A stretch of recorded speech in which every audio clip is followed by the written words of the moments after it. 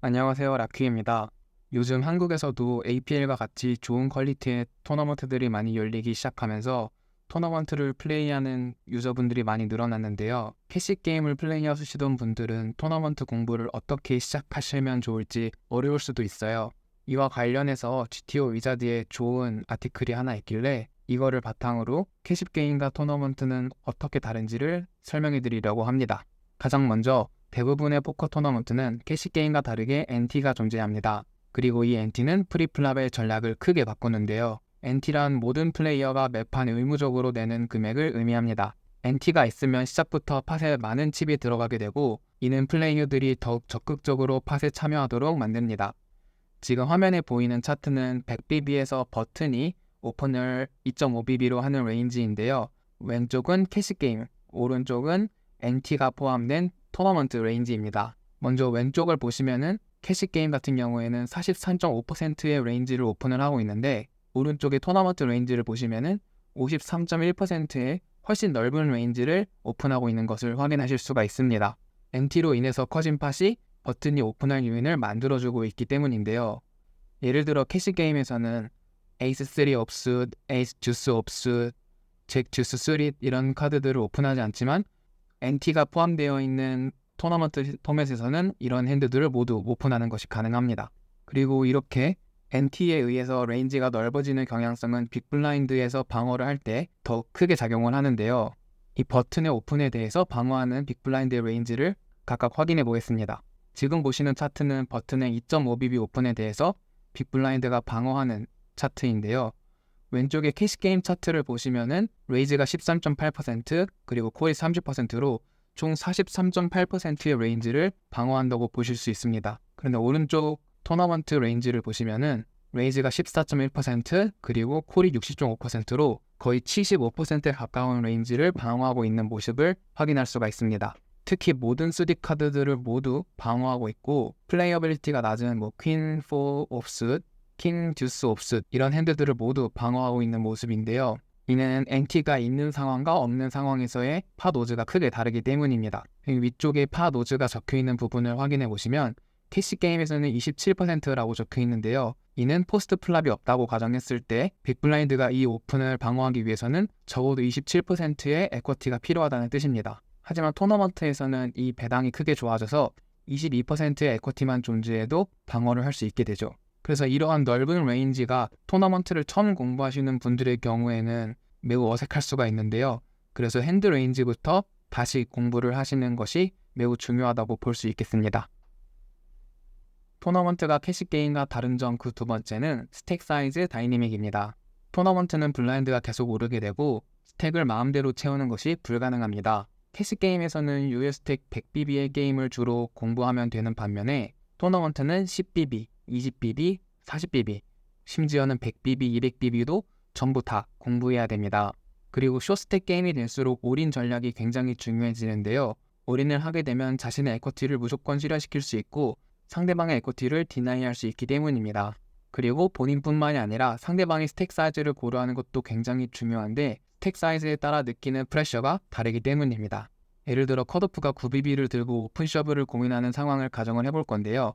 먼저 왼쪽 상황은 컷오프, 버튼, 스몰 블라인드, 빅 블라인드가 모두 9BB를 들고 있는 상황입니다. 위에 보시면은 각각 플레이어가 들고 있는 스택 사이즈를 확인하실 수가 있습니다. 이 상황에서 컷오프는 본인 레인지의 총 31.6%를 셔브할 수 있습니다. 반면 오른쪽은 컷오프는 9BB를 가지고 있는 반면 버튼은 29BB, 스몰 블라인드는 20.5BB, 빅 블라인드는 32BB를 더 가지고 있는 상황인데요. 여기서는 컷오프가 35.3%의 레인지를 올인으로 가져갈 수가 있습니다. 그 이유는 칩을 많이 들고 있는 버튼이 방어하는 레인지를 좁힐 수밖에 없기 때문인데요. 왼쪽 상황처럼 버튼도 똑같이 9BB를 들고 있는 상황에서는 방어하는 레인지를 한번 살펴보면 버튼이 총 17.6%의 레인지로 방어를 할 수 있습니다. 하지만 오른쪽 상황에서도 똑같이 버튼이 방어하는 레인지를 살펴보시게 되면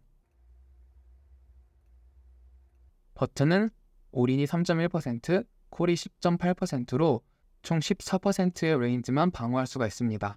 그 이유는 왼쪽처럼 버튼이 9BB만 들고 있는 경우에는 에이스 6 수릿이나 뭐 에이스 트레이스 수릿 같은 핸드, 그리고 킹잭 업숫 같은 핸드들을 몰라 올인 하고서 쉽게 셔브를 할 수 있는 반면, 오른쪽 같이 스택을 더 많이 들고 있는 경우에는 괜히 킹잭 업숫 같은 핸드로 콜을 했다가 뒤에 앉아있는 스몰 블라인드나 빅 블라인드가 올인을 하게 되면 더 이상 갈 곳이 없어져 버리고 9BB만 생으로 날린 채 핸드를 폴드해야 되기 때문입니다. 그래서 오른쪽 같이 뒤에 있는 플레이어의 스택이 더 많이 남아있는 상황에서는 컷오프가 더 넓게 올인을 가져갈 수 있는 것이에요. 토너먼트를 잘 플레이하기 위해서는 이러한 스택 사이즈에 따른 다이내믹을 잘 이해하셔야 됩니다.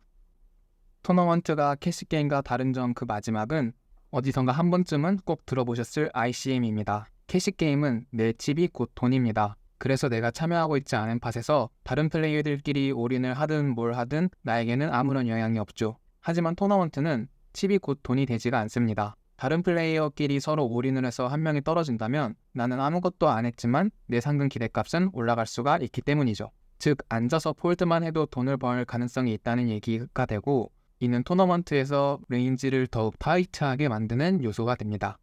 화면에 보이시는 차트는 컷오프에서 20BB를 가지고 있을 때 오픈하는 레인지인데요.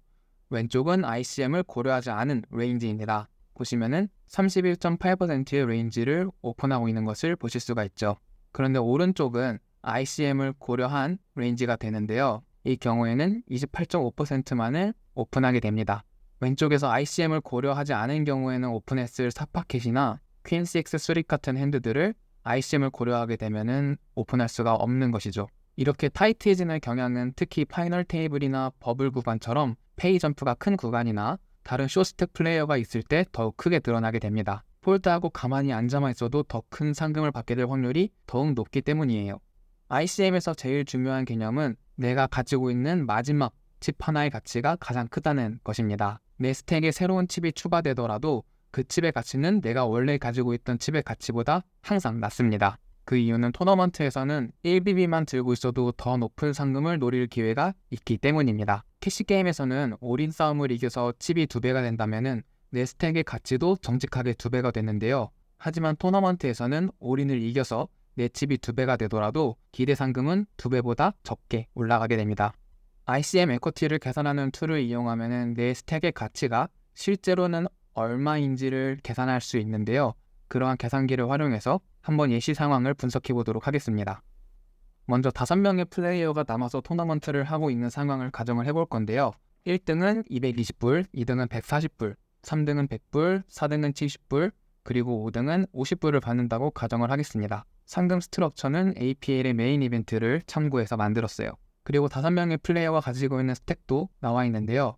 A 플레이어는 50BB, B 플레이어는 40, C 플레이어는 30, D 플레이어는 25, 그리고 E 플레이어는 20BB를 가지고 있는 상황을 가정해 보겠습니다. 그리고 오른쪽에는 계산기를 이용해서 구한 기대 상금을 적어 두었습니다. 딱 봐도 눈에 띄는 것이 A 플레이어는 B 플레이어보다 스택이 2배나 많은데 기대 상금은 큰 차이가 없는 모습을 확인할 수가 있습니다.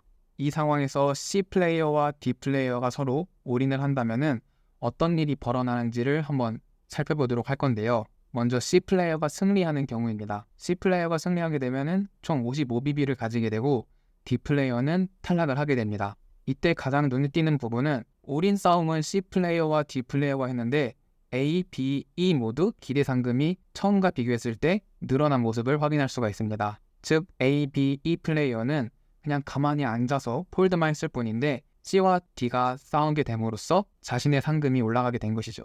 반대로 D가 승리하는 경우도 확인을 해볼 건데요. 이 경우에 C는 5BB가 남게 되고 D는 50BB를 가지게 됩니다. 이 경우에도 똑같이 A, B, E 플레이어 모두 팟에 참여하지 않았지만 기대 상금이 올라가는 것을 확인할 수가 있습니다. 여기서 C 플레이어 입장에서 보면은 이기게 되면은 기대 상금이 113불에서 148불이 되었으니 이겼을 때의 기대값은 35불이 상승하게 됩니다. 하지만 졌을 때는 기대 상금이 64불이기 되므로 약 50불 정도 기대 상금이 떨어지는 것을 확인할 수가 있습니다. 원래 캐시게임에서는 올인을 해서 이겼을 때 없는 금액과 졌을 때 잃는 금액이 같기 때문에 승률이 50%만 되어도 올인하는 것이 정당화가 되는데요. 토너먼트에서는 이겼을 때 얻는 기대 상금보다 졌을 때 잃는 기대 상금이 훨씬 더 크기 때문에 올인을 하기 위해서 필요한 승률이 50%보다 더 크게 됩니다. 이러한 요소를 리스크 프리미엄이라고 얘기를 하는데요. 이 부분이 궁금하신 분은 검색을 하셔서 더 공부하시는 것을 추천드립니다. 지금까지 토너먼트 포맷의 게임이 캐시 게임과 어떻게 다른지를 알아보았는데요. 토너먼트에 입문하시는 플레이어분들에게 많은 도움이 되었으면 좋겠습니다. 다음에도 또 유익한 내용으로 돌아오도록 할게요. 감사합니다.